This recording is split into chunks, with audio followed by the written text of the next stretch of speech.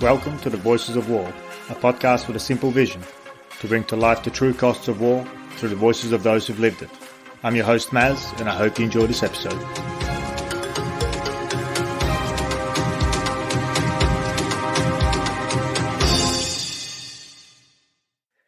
Hi there.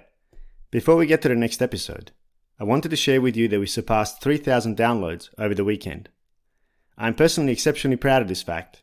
I wanted to thank each and every one of you for taking an interest in the podcast. There are literally millions of podcasts out there, so I appreciate that you have chosen to give this one so much of your valuable time. Rest assured that I don't take your time lightly, and will do my best to bring you relevant and interesting content about the true nature of war. To help get the word out there, but also to get to know our audience better, I would be grateful if you could share today's episode, or any episode that you've particularly enjoyed, with two friends who'd enjoy the content, or with two guests you'd like to hear on the show.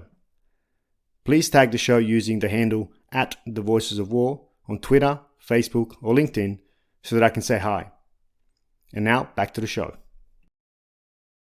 My guest today is Professor Shannon E French from the Case Western Reserve University, where she's also the Inamori Professor in Ethics and the Director of the Inamori International Center for Ethics and Excellence. Prior to her current role, she taught for 11 years at the US Naval Academy in Annapolis, where she was a tenured member of the Ethics Department and Associate Chair of the Division of Leadership, Ethics and Law. Shannon's primary research field is military ethics, with a special focus on conduct of war issues, ethical leadership, command climate, sacrifice and responsibility, warrior transition, ethical responses to terrorism, the future of warfare, the emerging military technology, including artificial intelligence.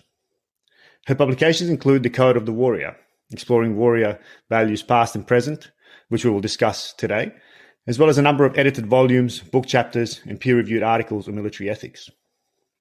It would be an understatement to say that Shannon's work has had a tremendous impact in the field of military ethics, and among her many accolades, she was named the General Hugh Sheldon Distinguished Chair in Ethics by the US Army Commander General Staff College Foundation in 2017, and was in 2019 a distinguished speaker at the British government's official event to commemorate the 70th anniversary of the signing of the Geneva Conventions.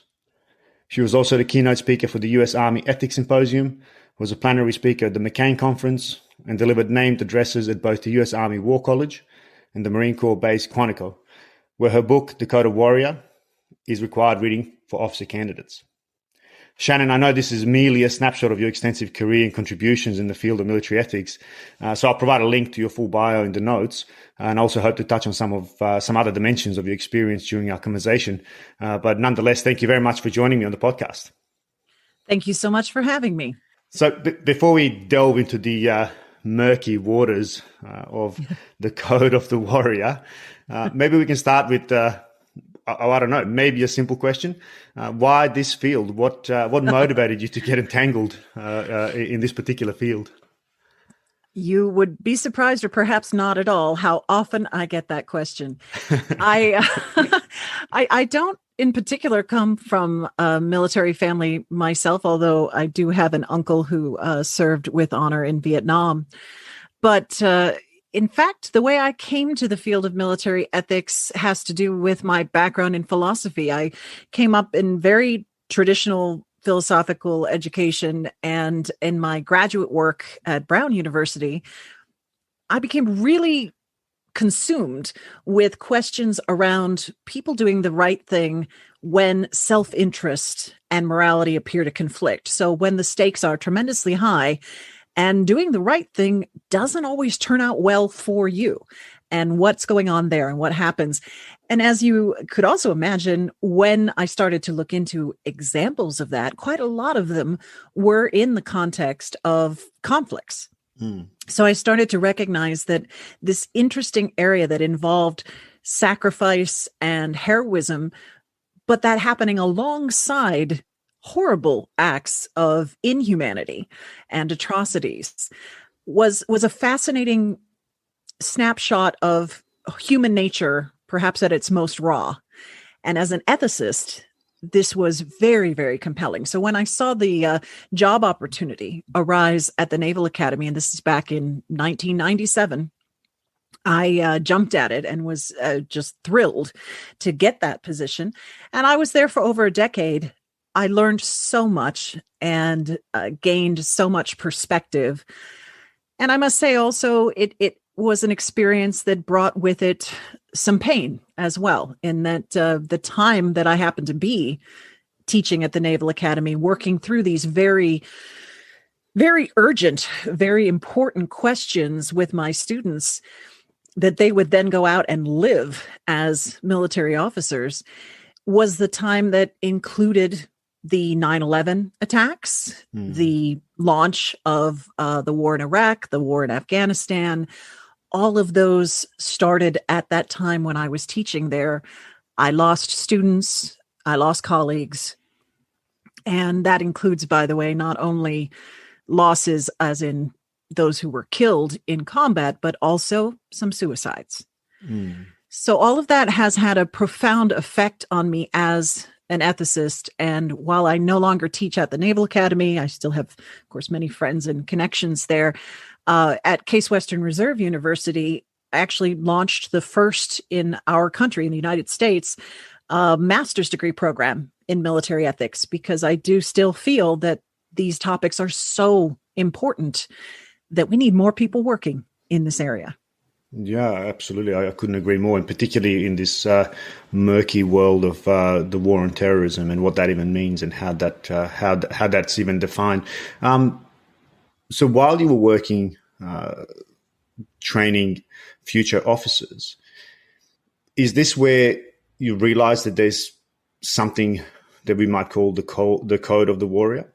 Or was there something that you brought to the party? I think it's a little bit of both, in the sense that as I was working with these men and women who, again, were, as it turned out, going to be swept into this global war on terror almost immediately after graduation, as I was working with them, I found that a lot of their questions that they had around their ethical obligations were not easily answered by the existing laws and rules of war alone. That they were interested in areas that touched into moral psychology, that touched into the emotions of war, and what a legacy they were joining, what kind of a history they were joining. In a sense, they wanted to know if they were the first people who ever felt this way or were having these concerns, both then and what they would ultimately face. And so I found myself, as someone who'd always had also a very strong interest in history and in the classics, reaching back and looking through different cultures and their writings about war and their expressions of what it was to live that experience, to see if there was a common thread I could pull that would give some helpful information to these people in front of me. And so what I found myself discovering was this notion that no matter how different these cultures were, they all had the notion that if you were going to be part of this particular group of defenders of your community, if you were going to be given that burden and that responsibility, and in some ways also that privilege, it often did come with quite a lot of privileges, and all of that were to come to you, then there had to be a very unique identity connected to that had certain lines in it that you could never cross. And it was fascinating to look at the concepts of honor and dishonor in each of these cultures, which again varied, but the common themes had to do with the commitments they made to one another, the ways they distinguished themselves from other people who took lives, and most importantly, in that area, how they distinguished themselves from mere murderers. And so that was a really strong point that just came blazing through to me as I did this research. And I wanted to share that with my students. So I taught a course called The Code of the Warrior, and the book evolved out of teaching that course. And I kept adding cultures as I studied and learned more about them. And I was doing the research at that time, but also drawing on my education up to then, because in addition to philosophy, I had studied history and classics. So I was pulling on all of those. I'm a big believer in interdisciplinary work and just reading everything I could get my hands on to try to make that point that it really mattered throughout history and across the globe, around the globe, to all of these different people in these different, but in some ways so similar situations, to be able to say what I'm doing here is different than what a mere murderer does. Yeah, and I think that really echoes through the book, and I can't compliment the book enough. I think, in fact, I'm not surprised that it's required reading for the Marine Corps base, and I'm surprised it's not for us. But I suspect that once enough people read it, I think it will become so. Particularly because you cover some very dear and close to many people's hearts cultures, but also some that we tend to view, particularly in the kind of current climate, as despicable. So, you go from Rome through to Vikings. Of course, you go to Chinese warrior monks, but then you also talk about Islamic warriors, which I think was particularly useful and relevant in today's world, because we have a tendency to, our own in-group bias tends to bias against the out-group, and we cast everybody with the same brush, which I thought was particularly important for this book. Thank you. That's very kind. No, I came to this book perhaps with some unique self-interest, because I have a particular interest in taking this study further of jus in bello, our conduct in war, which is why I'm particularly excited to be talking to you. But one question that I have in particular to that is that it seems to me, and I think Walzer brought this up and others in Bellamy and so on, that this code that you refer to as the Code of Warrior, or that we have, I guess, encapsulated into rules of engagement, or the Geneva Convention, they come to us from, as you rightly pointed out in your book, tradition and history, and it's nothing. It shouldn't be a surprise that there is this code.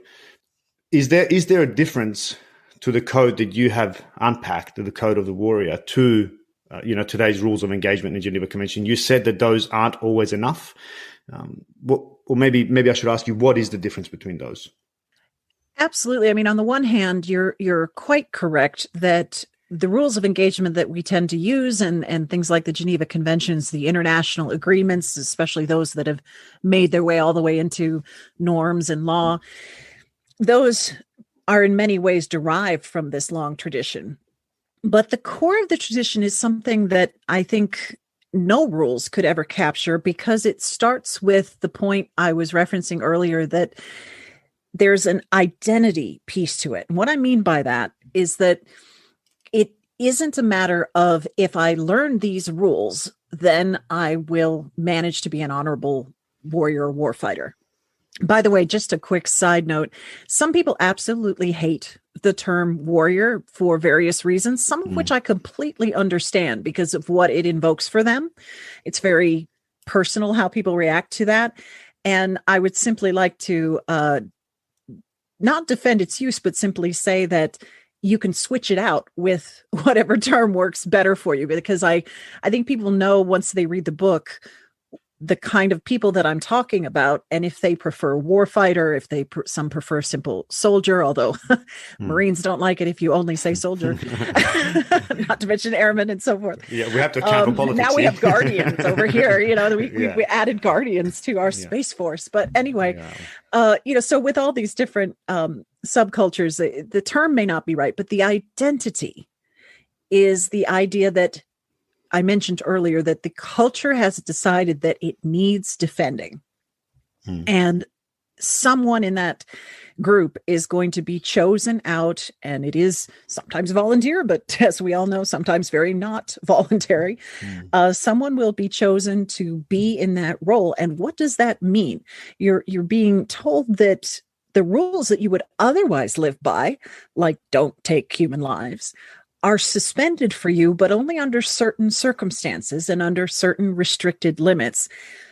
How do you live that? And then once you actually experience killing and war, how do you process that and hold on to your sense of self and some of your humanity and all of the things that you've clung to. And a mere list of rules or restrictions by itself isn't going to do that. There's much more around this notion of knowing that you are part of a community that does have this long tradition, that does have a notion of honor, that has made this choice that we're going to do this because it has to be done, not because we find it fun or we're a bunch of sociopaths or something. It's not, we're doing it because we feel an urgency to it. We feel a necessity to it.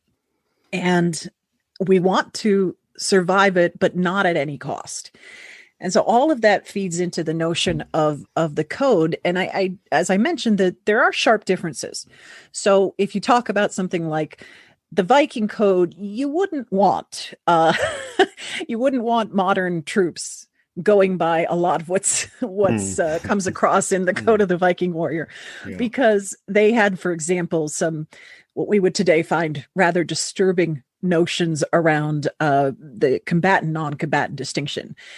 In its essence, and I'm massively oversimplifying here, but in a sense, the notion was that almost anyone is a combatant if they're either a current or could at some point become a threat to me. And, that takes you pretty far and ended up in real life, of course, including unarmed Irish monks and things like that. Yeah. So, you don't want to say, let's be that. And you don't want to take on the samurai Bushido code and say, this is great, let's wholesale just readopt that.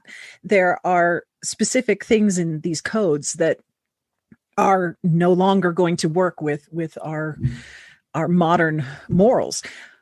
But what they have in common are these ideas that there are things you can do that will make you not a good Viking anymore, that will make you not a good samurai anymore. Of course, in the samurai case, it will actually perhaps cause you to have to commit ritual suicide, seppuku.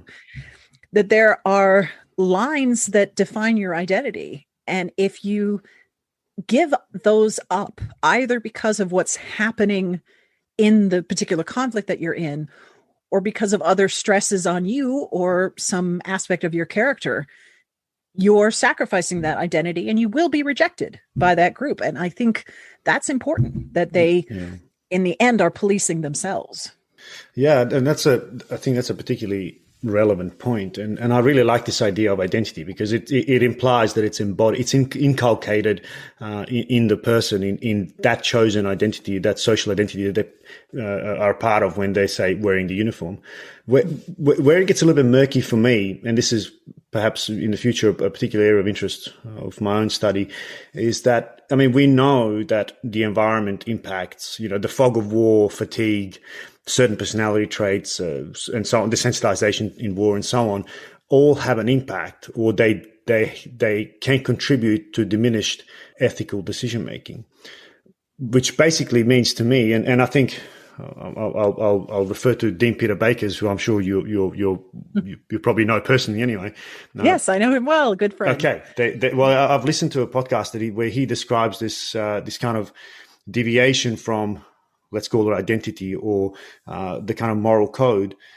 He describes it, and I quite liked it, as a particular fighting force, a group, as a submarine that's floating in this kind of open sea. And, those inside the submarine are part of that ecosystem, but they may not necessarily be aware that they're going off course. And that I find that particularly interesting and particularly relevant in today's wars, where we often work in small teams. It's not necessarily front lines as we've come to know them traditionally, but small teams, often special forces, operating in isolation, working within intent.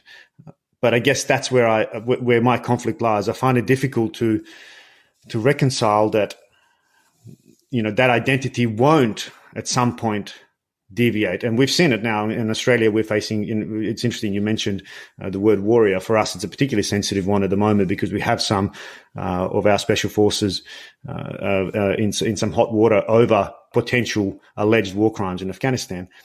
And some are saying that this is especially exactly what's happened, that they've kind of deviated because they operated in isolation, and that their identity morphed. And I just can't see how we contest that. Or how do we prevent that? Because to me, it's inevitable that in war, you become desensitized to killing. You become desensitized to other people suffering. Fatigue plays a role. What are your thoughts on that? Well, when I was teaching the Code of the Warrior at the Naval Academy, one of the most amazing experiences I had was I got to co-teach it for a time with a Master Chief Navy SEAL named Will Guild, hugely admirable human being, and someone who I really enjoyed co-teaching with. And he had been someone who had been an instructor at BUD/S, so had trained SEALs as well as having been an active SEAL himself. So certainly knew whereof he spoke when he talked to the midshipmen. And one of the things that I feel like I learned from him, and that came through when we had the chance to talk about this very issue, is that, first of all, and I do like Dean Peter Baker's submarine analogy, this idea that your identity as a group, whether you want to call that command climate or unit culture or some mix of that can morph over time in a disturbing direction because of the slow grind against all of this horror that you're experiencing and that you're partaking in, that certainly troops and special forces see more than most can experience, that this can cause you to have an erosion of these core values. So to come around to your question, which I feel addressed, of, well, how do we combat that if it's something that we can hardly avoid? It's a simple but wise point, which is we cannot forget to touch back to these original values. And we have to have what you do see in some of these older cultures or historical cultures that I've looked at, of warriors who have lived through their own wars, who have been veterans, who have experienced all this, being able to come back and talk to those who are in the thick of it right now and reconnect and remind why that identity matters and why those rules are there. And as they do so, to especially emphasize that at that moment, they don't need to be thinking of these rules as there to protect possible victims. Of course, that matters. Of course, we don't want there to be atrocities where war crimes are committed and innocent people are killed. But in this context, to make the point instead that we also don't want the kind of damage that happens to the people who commit those acts to happen to them. Because again, we have asked them to go into these horrible situations. We have asked them to put themselves on the line, and to allow them to be destroyed by what we asked them to do is absolutely a failure on our part as well. And by our part, I mean everyone else in the society. It is us not fulfilling our end of the obligation back to the people that are charged with protecting us. So the notion that you have constant, one after the other, rapid deployments where there is no chance to bring people back and allow them to be reminded of what they stand for, to reflect on what they've seen and what it did to them, to process and transition in and out of those roles. We actually need to be a lot more thoughtful about warrior transitions. And there have been some acknowledgments of this. I always extol the virtues of the work of psychiatrist Jonathan Shea, who wrote Achilles in Vietnam and Odysseus in America and other amazing works. But he, I think, articulated it as well as anyone could, the notion that the harm, the moral injury that can come to troops can only be mitigated by this very group effort, just as it was a group effort to give them that identity that we've talked about in the first place. As that identity gets beaten up, as that identity gets chipped away, you have to help them restore it. And you can't do that if you're distance from them. And if you look at things like some of the crimes that were committed in conflicts like the Vietnam conflict, for example, one of the problems was the sense of being so far away from, in the case of American troops, so far away from their home, that they really didn't feel like they were in the same moral sphere. They really started to feel like it was some other world with maybe other rules. And that is a human reaction, but the only cure for it is to pull them out of there often enough with that very intentional point of reconnecting them to that original identity. Yeah, no, that's beautifully said, and I think there's so much in what you just said now that we could pull out. The thing that particularly struck me is that we as a society bear responsibility to, how we treat them when they come back, but also, I suspect is what you're saying is in how we train them and how we send them and how we rotate them and how we manage warfare. How we manage our warriors. And I'll use that term as intended, as you intend in your book. So for anyone that's my listeners that is going to jump at me for this, because as I said, in Australia, it's a rather sensitive word at the moment. But this brings me to another point, and I think this is something that I'm still really wrestling with. It seems to me that we are basically tying the hands of our warriors because and again, in Australia's example, we're a small force. We're committed to a war. We need to send rotations. We don't have sufficient soldiers, basically, to, give them sufficient respite and so on and so forth, which basically begs the question, are we setting them up for the inevitable? Because we know through research, extensive research, that fatigue, desensitization, quote unquote, the fog of war reduces our ability to make ethical decisions. So therefore, we can from that extrapolate that we ultimately can't expect to go to or send our soldiers to war without them at some point committing something that we might, from the comfort of our officers, determine or call a war crime. That's where I'm slightly torn. It seems to me like it's a rock and a hard place. We're sending soldiers to do a job, but the circumstances are such that they are basically, stuck between a rock and a hard place. They can't win either way because the environment itself will slowly chisel them down into something that they don't want to become. How do you feel? Yeah. I mean, I think one point I would make is that I don't want to sound like I'm making, and I didn't think you were either, but making excuses for war crimes. No, absolutely not. Yeah. I didn't think you were. Yeah.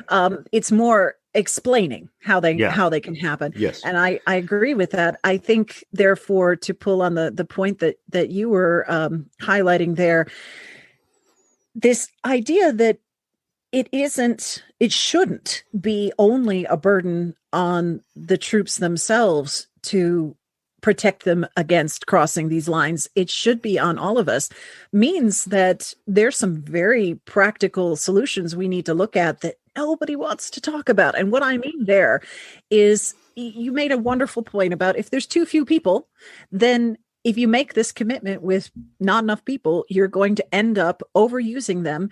And then they're going to be pushed to the edge to the point where they're going to do things which you're going to then turn around and say, you should never have done that. But we're pushing humans past their limits. So the alternative is to say stuff that no one wants to hear, like, how about a draft? If you really think that this conflict is important enough, then you need enough troops to send to it. And if you don't think that it is worth having a draft, then should we really be there? I'm giving you a silent standing ovation right now, just so you know. Yeah, I mean, this is the thing. I just I find it very frustrating that the conversations, not ours, obviously, but with a lot of times that this comes up, the conversation just grinds to a halt when you raise this point. But in fact, that is where the logic goes. That if the community, if the culture, if the nation says we must fight X, wherever this birthplace is, we must fight in Afghanistan, we must fight in Iraq, and there aren't enough people in the current military to do that in a way that allows them to rotate often enough to have the kind of support that I was talking about earlier, then you are using them. You are violating a classic. You're violating Immanuel Kant's categorical imperative. Yeah, that's right. Because you're treating them as a mere means. Yes, you're treating them as a mere means to an end and then throwing them out afterwards. So instead, the obligation does go both ways. And if you either say, we can't field troops for this because it is in fact not possible to do so without destroying them, or so you scale back, or you cancel the operation, or you scale it back in some ways and you bear the political cost of that, or you bear the other political cost, which is you say, we can't do this unless we have more people. And guess what, folks? If we don't get volunteers, that means a draft. That's so wonderful, because that, I think, in itself would immediately change our collectively civilian orientation to war. And that's partly what motivates this podcast, is that wars happen over there.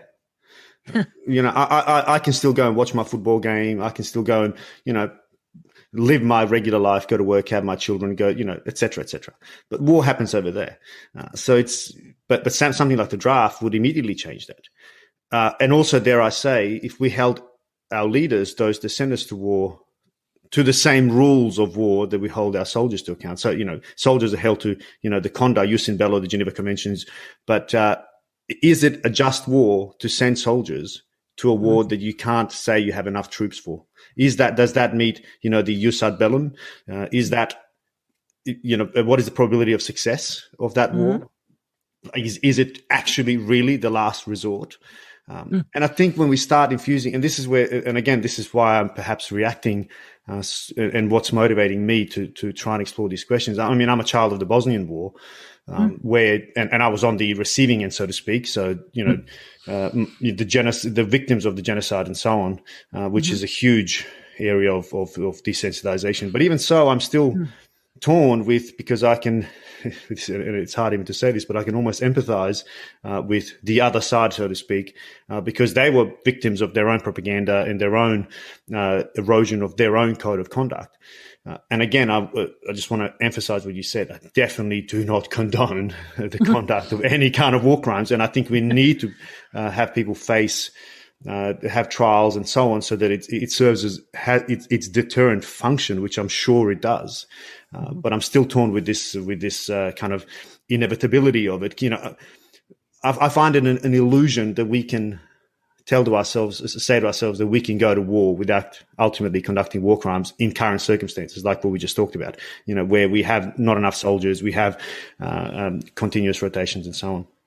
One thing that's particularly, sorry, you were going to say, you may have been about to go the same place I was.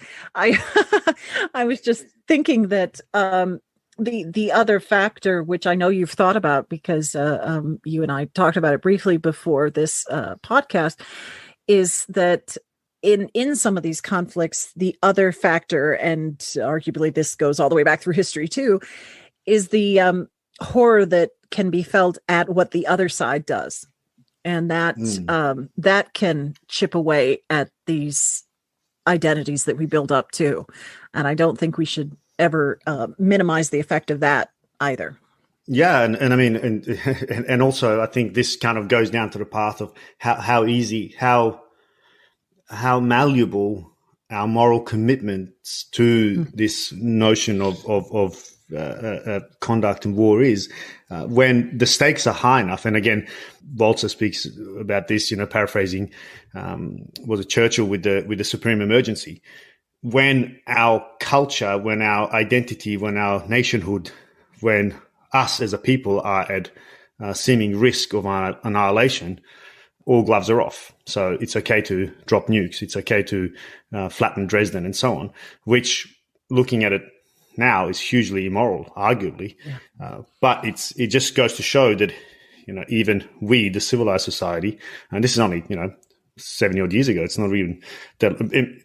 Let's not even talk about Guantanamo Bay. Let's not even talk about, but you know what I mean? I mean, it's so fluid. But also this maybe brings me to a point that we, again, also briefly touched on, that is our own, and I'll use the term collateral damage estimates, but something that you yourself said you're not comfortable discussing from a legal perspective, but more from the ethical. What I understand it to be is that, and this is a NATO standard as well, that there are certain calculations and there's certain ways that we can estimate values, what to what extent we're willing to accept collateral damage, in other words, civilian casualties, to prosecute some sort of a military objective. And there are these calculations, and it could be, as an example, we are willing to accept, 5 civilian casualties to prosecute this particular ISIS leader. How do we justify that ethically, which we do? I understand we do, but how does that sit with you as a military ethicist? Well, it's a nice transition from your reference there to Michael Walzer and his claims about supreme emergency, which I too have some big problems with, and the idea that at some point the gloves are off. One of the main problems that we're dealing with here when you start talking about how much collateral damage is too much, and of course you're talking about the death of people that ought to be protected, that people who were not part of this contract, so to speak, that combatants have with one another. And the justification, which we know of, which again has deep roots and goes back to natural law theory and so forth, is this idea of a doctrine of double effect, that you have, if you're achieving a worthwhile and justified end, that sometimes it is permissible. It's, by the way, never mandatory or laudable, but it may be permissible to cause harms in achieving that. But even the doctrine of double effect has some really strict restrictions in it, including things like you can't, the killing of the innocents, for example, can't be the means to the end. So if you think of something like the 9/11 attacks, taking a civilian plane and flying it into even a military target, that crosses those lines because you've used the civilians as the weapon. It's not that they were caught in the middle of something. It's you actually used them as the means. And that's not allowed even under those kind of calculations. But the classic example that you gave is you're trying to kill, say, one ISIS leader, and in order to take out his vehicle or the building that he's in, you can quite clearly predict that a certain number of civilians will be killed. Again, there are these other restrictions, like you should do whatever you can to see if there's a way to clear the civilians. But we all know there's going to be, and there have been, actually, I'll say there always are, in every conflict, many cases where the civilians are sacrificed for these other goals. And how do we feel about that? I mean, one response to that many people naturally have is to simply say that all war is evil, full stop. That's the end, because there's never been a war in which innocents weren't killed. So it is overall an evil. And then you have the conversation becomes, well, is it a necessary evil that we can't get away from? I don't mean to laugh, but it's that kind of laugh or cry kind of moment where you say, well, what do you do then with it? Because, you're then stuck in this path of, well, if you don't want to allow for any collateral damage because there's no bottom line way to justify it that doesn't sound like a legal wrangling trick, then you end up as a pacifist. But then what are you going to allow certain other kinds of evil to just proceed without impediment because you can't take up arms? And that doesn't seem like the right answer either, at least to a lot of us. And that's why I end up, as so many do, in the just war tradition, that I think I wish I could be a pacifist, but I don't think the world allows it. Yeah. You're right. No, I agree. Yeah. I can't be. So at that point, the question is very narrow and quite, I guess I'll say quite ugly and raw, because you are again then saying, okay, if you're committing to do this, how much are you willing to stand? You mentioned cases like, firebombing Dresden and how, as we look back on that, we say, that's not okay. That was too far. There was a retaliatory vengeance element to that doesn't meet these bars. But where is the line and how mobile is it? And I find myself coming around to the point that, first of all, you're absolutely right, as you said earlier, that there has to be more emphasis put on getting us into some of these situations in the first place, and the obligation to go through the other steps of the just war tradition before you ever get to this point. And then once you get to this point, there has to be a tremendous amount of seriousness and good faith around looking for alternatives. And this I know is somewhat controversial, but there I think you cannot privilege the lives of your own troops. It's very uncomfortable. There's a lot of language around force protection, but I do think you actually do have to put civilian lives on both sides ahead of troops. So if there's two options and one puts troops at greater risk but lowers the number of civilian casualties, you're under obligation to go for that one, as opposed to the one that you may be able to conduct from an unoccupied vehicle, but an unmanned vehicle. But in fact, in doing that, you are upping the odds of civilian casualties. So I think I end up landing in that necessary evil place where if you've embraced a necessary evil, you certainly don't want it to be any larger than it has to be. You want to minimize that as much as possible. No, I'm in stark agreement with you. In stark agreement, that's not a phrase. I'm in a whole agreement with you. It worked for me. I got my words confused there for a second, but and I recall even being one of the few that argued that very point in our own ethics training during the going through my military training at our college. This kind of is it worth? Do you put your soldiers at greater harm than the civilians? And like you rightly said, it's not necessarily a popular opinion because most, I think, still even now would say, well, no, of course I'm going to protect my soldiers. But there's an ethical question there that I think needs to be explored. The other thing that's really interesting, Keith, for me is that. And you've made that point as we started the conversation. You talked about interests versus morality, or even values. We often go to war, and certainly in Australia, it's become open. We discuss it quite openly and freely. That, for example, we went to Iraq purely for the alliance with the US. That's not classified. That's not in any way is it even a thing that we're embarrassed to say. It is now publicly stated in many books and in open discussions. And I've had one of my guests on talk about that very recently. He was a prominent academic in this particular field. Now, and this is rather than, so we're pursuing some national interest rather than protecting or promoting certain values, which is this kind of clash between interests versus values or morality. And again, we hold our soldiers, to account for upholding certain values, but again, not our leaders. And I think this is a continuous problem that we seem to be not really willing to address. And I think you made that point again. And I think it's important to emphasize that point. That's something that we should really start doing. But how do we do that when those who send us to war are basically elected every 4 years, 3 years, depending on where we are, 5 years in some places, doesn't matter, and off they go. They go into their retirement. They basically do make these decisions without impunity. I mean, how do we actually do this? I mean, we can't drag former presidents or prime ministers, in front of tribunals. Although some would like to. well, yeah. I mean, is that something that's, like, where do you sit on that?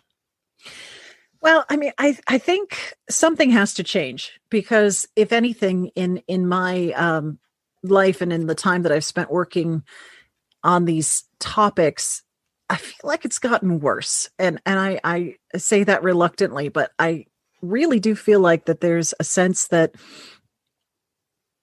the casualness with which some political leadership chooses to spend our blood and treasure, our lives, and other, and the treasure part, while not as important as the lives, matters too. I mean, we spent trillions of dollars on these conflicts, and that's money that doesn't go to education or infrastructure or something else it could go to. All of those choices are made too often by people who don't seem to recognize the full weight of them. I find that very painful as someone who has lost people I care deeply for. And I feel like in many cases, they would be extremely discouraged. Were they still alive, they would be extremely discouraged to see where we are now. and wonder what their sacrifice was for. So, all of that is to say that I think the only recourse we have in democracies is voting, is insisting that people are held to higher standards. I don't think we've done a great job of that. There is the possibility of the international community judging some of these leaders, but that's incredibly hard to pull off. And once you're dealing with countries that are on the Security Council and so forth, your odds of getting anywhere are extremely, extremely low. And we know that. So it does come down to the sense of people learning more and having coming into it with a bit more knowledge about what war does to people before they vote, before they make choices. I was able one year at my current position at Case Western Reserve to share a message that was written from one of my former students from the Naval Academy, who was now still in, at the time, he was still in the Marine Corps. And it was leading up to an election. It wasn't the most recent one, but it was leading up to an election. And it was very apolitical. He wasn't taking any partisan side, but he asked me if I could share it. And I was delighted to do so with my mostly civilian students, very, very, very majority civilian students. And the message was to not forget about him and the others who were deployed all over the world. The message was, as you vote, you probably have a lot of things, and I'm paraphrasing, but you probably have a lot of things that you're considering and that weigh on you when you go to the ballot. But amongst those things, please recognize that the people you are giving power to are going to decide where my friends and I are going to fight and die. And please think about that as part of the choice you're making, as part of what you're deciding. And it was a wonderful discussion that we had after that, in particular because I was pleased with how my students were quite honest about admitting they hadn't thought about that. I mean, obviously in a perfect world, we wish they had, but at least they were very forthcoming about acknowledging that this had not been part of their thinking and their calculations. Just what you mentioned earlier, they felt so distanced from the military and so disconnected. And that civil military gap, the wider that gets, the more worrisome that can be. And people aren't thinking that these people that we're putting in power are going to potentially make this level of choice for men and women who are obligated to follow it. And of course, in the US, we don't even have selective conscientious objection. So they are obligated. I had a dear friend who objected to the Iraq War in 2003 and actually protested out of uniform, took part in marches against it, but went. And unfortunately, this is not a happy story. He died there on actually really close to the anniversary. He died on June 25th, 2003. And he went because his Marines went. And so for him, it was not a decision. Of course he was going because the people that he had that identity with were going. But he very much would have preferred not to have been sent to that conflict. And he would have loved to have had his voice maybe amplified in some way. Yeah. And that's so real. That is so real. And it's Australia's lost 44 soldiers in combat in Afghanistan, which, by comparison to US and the UK, especially US is it pales in comparison, really. But I think this goes to a point that you brought up earlier, and you mentioned suicide as well. We've lost, more than 500 soldiers to suicide since that war. And I wonder whether that is part of it, this kind of, because I would suspect, unfortunately, he died obviously in 2003, but, he went into a war that he didn't really believe in. I wonder to what extent that plays a role in this kind of idea of moral injury, or why subsequently our soldiers, certainly not all, but maybe some, choose to take their lives, and they carry some guilt of, partaking in something that they don't believe was, just or the right thing to do. Absolutely. And in fact, again, those who work on moral injury, like Jonathan Shea and others, have highlighted this. I think Shea calls it the blunt betrayal of what's right, that they just can't get past that. But again, from unfortunate personal connection, wonderful man. I knew a colleague, Ted Westhusing, who taught at West Point. Did take his own life in Iraq. And we don't have to speculate, he left a note. And in his note, he literally said, death before any further dishonor. And the dishonor he spoke about in the note had to do with what he saw as inappropriate relationships with the US and private contractors and money-making attempts and so forth. He felt that he was not any longer confident that he was part of an honorable endeavor. And this is someone who believes so strongly in that he had taught it. And so it just, the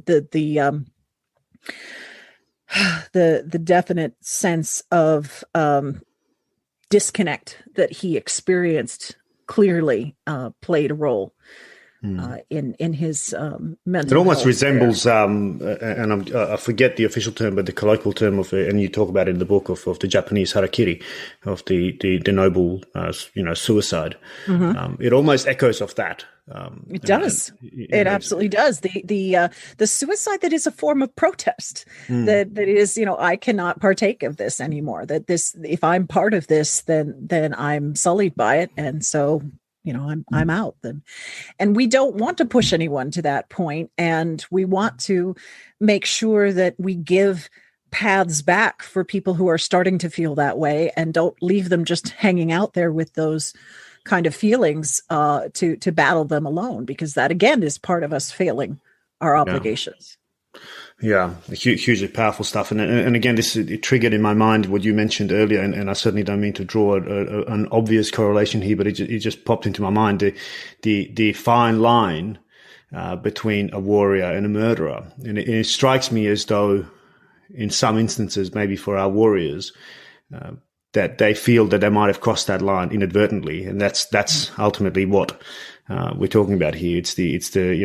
It's a conscientious objection to being part of this. What did you say? Death before dishonor. Yeah.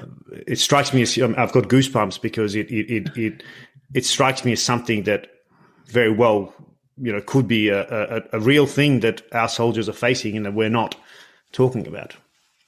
We're not. And I think a word I mentioned a moment ago, which for some people, it's going to invoke religious connotations, and I don't mean that in this context, but the word redemption, I think that we don't talk enough about the fact that something has to happen next to pull yourself out of these circumstances. So often the conversation, and my field is guilty of this, and to some degree, military ethics and other ethics areas sometimes fall prey to this. They stop at the failure. They stop at the crime or the line crossing and then start talking about, well, why did that happen and why shouldn't it have happened? I want to talk about what happens next, because a lot of people who are otherwise good are going to find themselves under the kind of conditions that we talked about earlier, maybe crossing some of those lines and genuinely regretting it and wanting to not embrace it and become that person. But nobody talks to them about, well, what do I do now? I have done something that violates my core values. Do I just throw them all out? Do I say, that's it, I'm done? Now I'll just, I suppose, guess I'm a murderer now. I'm just going to be a murderer. Yeah. That is what some people do. And it's very sad and destructive. It's very self-destructive. But what can happen instead is this intentional journey of redemption where you say, yes, I did cross that line and I wish I hadn't, and I can't take it back, but I still care about the line. I still think it was a line to draw. It should have been drawn, and I still believe in it. So how do I build back my sense of being part of this original identity? And what do I need to contribute or do, or what conversations do I need to have to the point where I feel some sense of redemption? And one of the historical things, which I found so fascinating in my research, a fellow named Bernard Verkamp wrote about this. and it was so interesting to learn about. In the Middle Ages, there were knights who returned from things like the Crusades, where, as we know, some horrible stuff happened, who actually fought with the church at the time, because the church was telling them, you're absolved, you're fine, you don't need to do anything.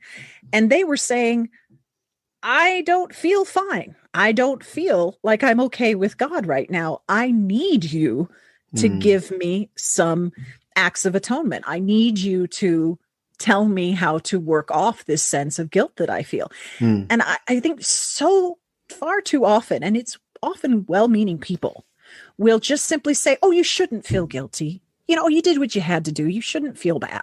You can't just will it away. You can't just tell someone don't feel bad. If they feel guilty, if they feel that burden, if they feel that they crossed a line, that's the end of it. That's the truth for them. And so the next thing you say is, okay, how do we help you work through that feeling and start to respect yourself again and build yourself back to the person that you were trying to be? Yeah. Yeah. I mean, again, it strikes me as though it echoes of that supreme emergency again. You know, you did what you had to do. You know, your nation called upon you and you sacrificed your humanity so that we may live on. But when that doesn't hold much water, as in some of these recent wars, then it becomes a very difficult thing to justify. But that also just coming back on the supreme emergency, because there was something that I wanted to touch on that slipped me before. I mean, we have an ability to rationalize supreme emergency, and we have done that even in recent conflicts. And I made mention earlier of, you know, Guantanamo Bay, of torture, of black sites, and so on. And I think US has copped a lot of criticism around the world for that. In some ways, it was even justified, I think, or argued for politically. I think your Supreme Court squashed it and so on. But there's, you know, Guantanamo Bay is still there, and where arguably these quote unquote terrorists exist outside of the traditional rules of war, because they are considered, I guess, terrorists.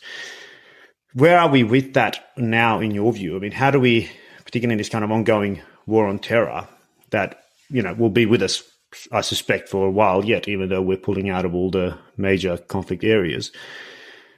Is that a different kind of enemy that doesn't? And currently, I think, if I understand it correctly, there's no international law to really dictate how we are to, you know, whether they're classed as, you know, combatants in a true sense, that they are then therefore afforded the same rights as you know, prisoners of war in other state-on-state conflicts. How do you view that, and do you know the state of affairs? Well, I mean, the easy question. State of affairs is a mess. Yeah, no, nice, light, easy question. But actually, what I was going to open with is that simply I feel the need to just say flat out that I think we got it wrong. And what I mean by the we there is a very collective we, because I think the international community didn't hold it up either. And certainly the US made extraordinarily questionable decisions, and ones that were not just questionable, but flat out wrong.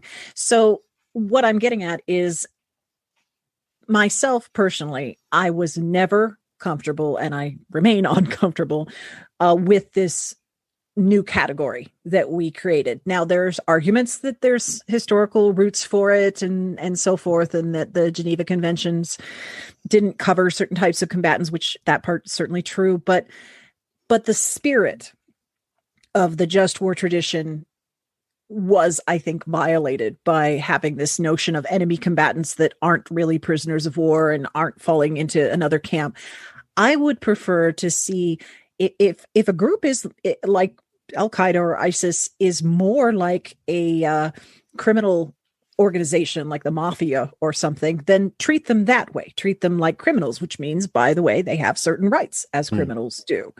Treat them that way and be consistent.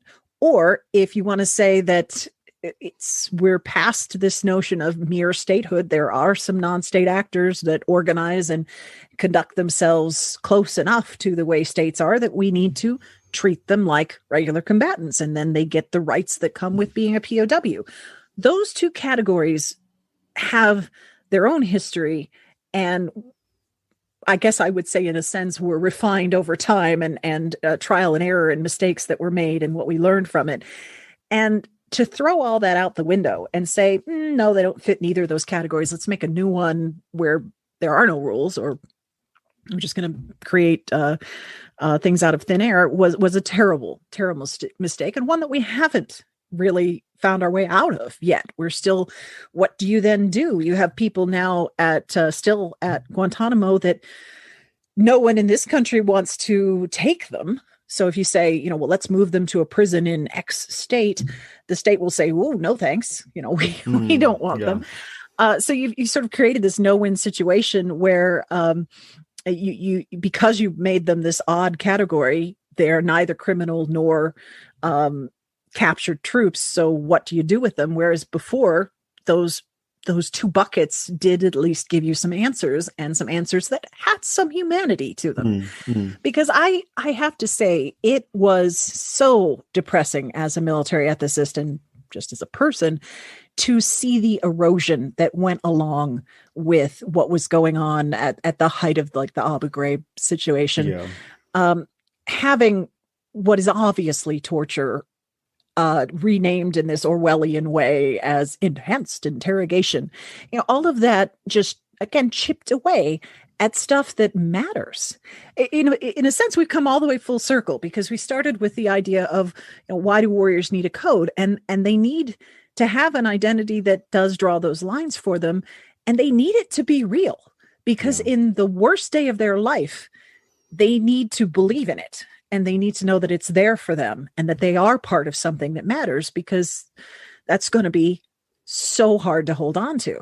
So if you chip away at it, if you start to pull that rug out from under them, to mix metaphors, you are making it harder for our troops to survive with any sanity or with fewer moral injuries.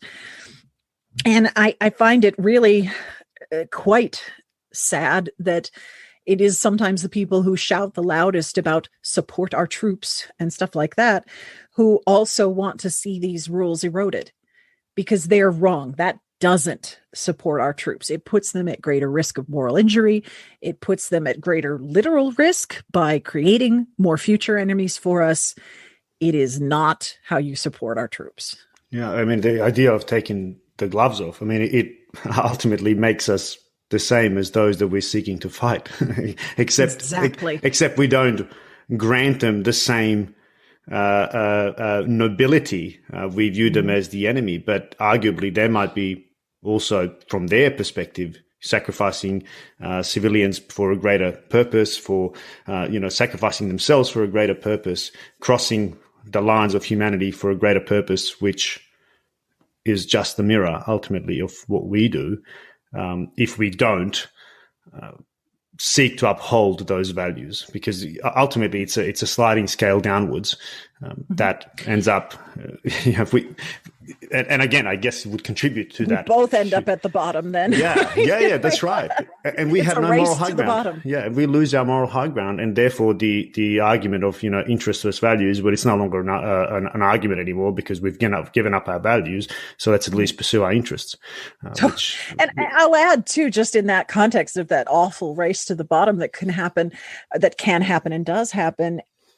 It is also the case that sometimes we will fight. We have fought people whose values and behavior ultimately can't be justified. I'm not going to justify, beheading prisoners and things like some of the things ISIS has done, for example.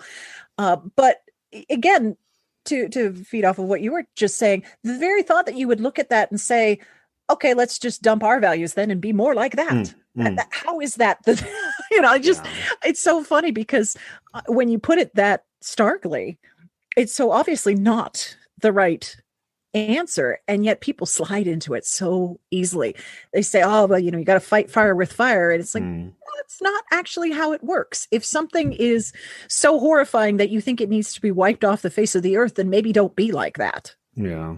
Yeah, exactly. And yeah, that's the idea of fighting evil with evil, which we hear so often, particularly from some of our most hardened, and perhaps because of that reason that they're the most hardened, they're also the most desensitized and also the most injured, so to speak. We often hear that you have to fight evil with evil. We failed those people. We really have. Yeah, I couldn't agree more. Us. I'm conscious also of our time, that we're coming close to our kind of hard right shoulder, but I just want to maybe take us out of some of this darkness and also allow us both to take a breath, because I was absolutely fascinated by everything you've said, and I thank you for being so candid and so open about it. But I also note that, and I've read elsewhere, that you've really started exploring the idea of artificial intelligence and military ethics as it deals with artificial intelligence. Mm-hmm. What in particular is your kind of direction or focus, and where you're at with that? Well, I'm very interested in this area because there's another kind of arms race happening where many countries are feeling this pressure because of what they see happening in places like China and Russia and so forth, to develop artificial intelligence and high tech advances in automation to make sure that we're not going to find ourselves in other nations like the US far behind and behind the curve on what is the next great wave in military tech. And for me, there's a couple things I tend to focus on. One is I'm extremely wary of that kind of mentality, of that arms race mentality. People get sick of hearing this from me, but I make the joke that, hey guys, sometimes it's the second mouse that gets the cheese. I think I say that to everyone because I love that it makes people stop and think, because you actually go through it in your mind. You go, well, what is she? Oh yeah, the first mouse is dead. Yeah. And the cheese is still sitting there, but the trap is sprung. Absolutely. Yeah. But in this case, what I mean by that is that when we introduce elaborate new technology in particular, we are also introducing new points of failure.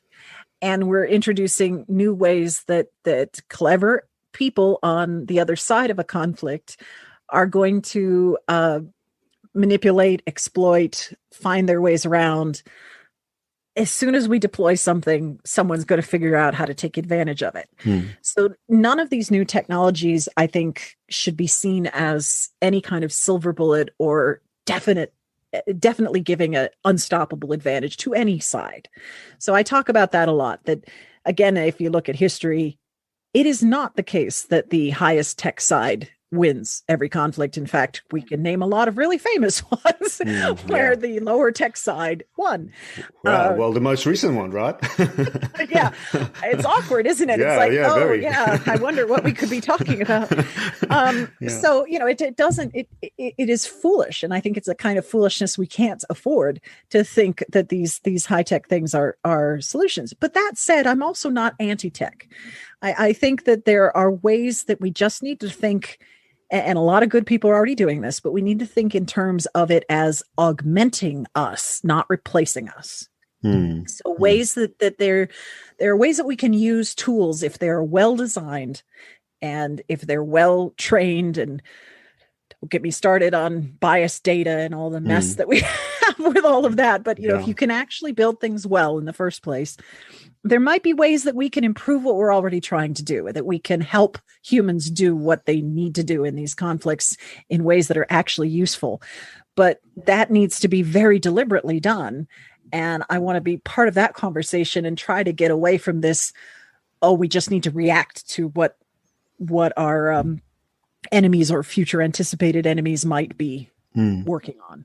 I mean, is it conceivable that we use artificial intelligence in the to assist us with the very things we talked about, to whether through, I don't know, machine learning or just huge data points, that it starts identifying, hold on, you are, soldier XYZ, you are at risk of moral injury, or you are at risk of stepping over the line. Is that something that's even, in the scope of discussions? Or this is absolutely part of the conversation. And another thing that I often raise, and I am only partly kidding, is for those of us old enough to recall, the old Microsoft Word used to have a little electronic helper named Clippy that would pop up, and it was a little paper clip, and it would pop I'm in up that camp. Yes, yay! I'm glad. Yay, Gen X represent. That's right. Yes, that's right. But it would pop up and it would say, "Oh, you seem to be writing a memo. Would you like some help with that?" I love the idea that we could build assistants and tools that would do that kind of thing. Like, you seem to have not slept in 72 hours. You seem to be making this. Would you like to consider these other possibilities? Would you like to, you're about to use this weapon on this. Have you considered this? Because we do know, and there's some fascinating research around, there are ways to interrupt the thought process of a person that is heading towards, let's call it an ethical disaster, that really make a difference, that there's a moment of pause that if you can create it, people will snap out of it. People will take a step back and say, "Oh, wow, what was I thinking?" Well, it's physiological responses, and it's interesting you used the word snap, because I've just ordered the book "Why We Snap" by Douglas Fields. I've listened to an interesting podcast with him. There are physiological reasons, and we know this. That there are physiological reasons why we quote unquote snap, and it's out of our control. Oftentimes, it's almost like someone's wound us up, and we are almost like a robot ourselves, where we kind of, oh my God, what came over me? And I think that's if AI and interrupting that process is worth doing. If we can figure out how to interrupt it with a tool, then I'm all for it. That's wonderful. And I think am I correct in saying that you're also drafting a book? I am, the moment? Yes. And in the working title is Artificial Ethics ? How wonderful is that? And if I may humbly say, if it's anything like the Code of the Warrior, then I will certainly look forward to devouring that one as well. Thank you so much, Shannon. I know we're very close to our heart shoulder now, so I just want to really thank you for giving me so much of your time, for speaking so candidly about topics that are exceptionally important to our warriors, to our militaries, to our conscience, I think, as a civilization, not just as soldiers, but I think it's something that we need to really start peeling back on and exploring in more depth.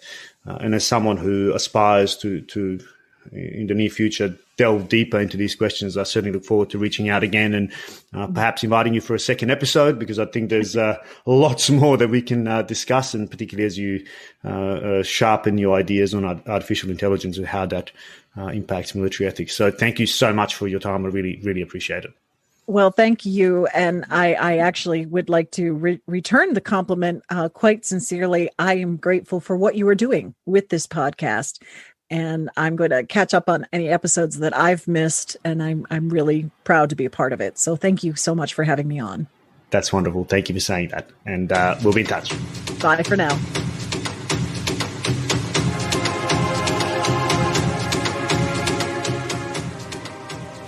Thanks for joining us for another episode of The Voices of War. You can access all episodes on www.thevoicesofwar.com or by subscribing wherever you get your favorite podcasts. And while you're there, please give us a review, as we'd love to hear what you think. If you'd like to recommend a guest for the show, you can reach me on info@thevoicesofwar.com.